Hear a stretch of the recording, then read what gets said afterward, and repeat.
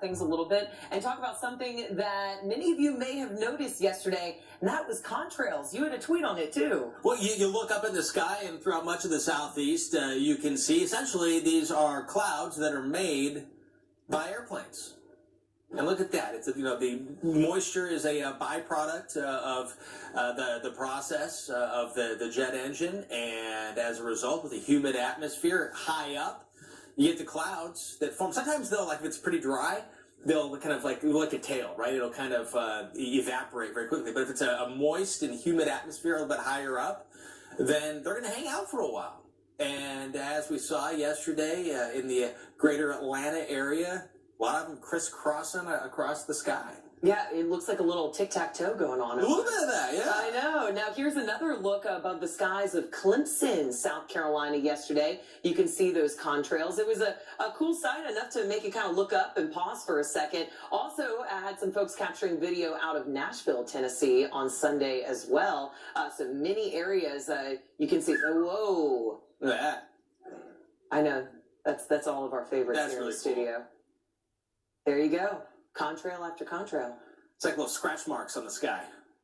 Yeah, that's a good way to put it. And the thing is, what else I think is kind of neat too, occasionally you'll see contrails cast a shadow on the clouds that are a little bit lower as well. So as we take a look at another byproduct of clouds, of course, rain.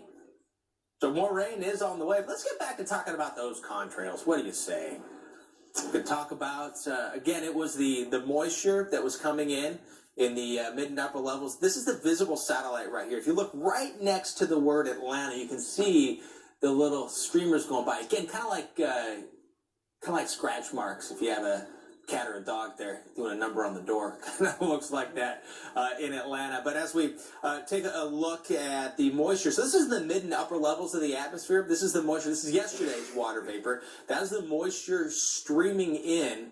And as it was streaming in, it helps provide that environment. It gives you the opportunity for what little moisture does come out of the jet engine for that to condense, and because it's so humid, it's not going to evaporate as quickly.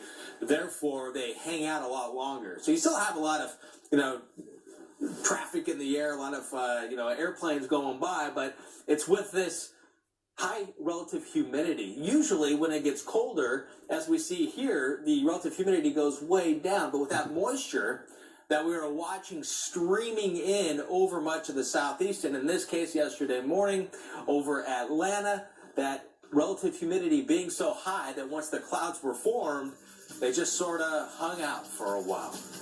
We're saying goodbye to the sunshine for a little while, to return to some rain. How long that's going to last coming up.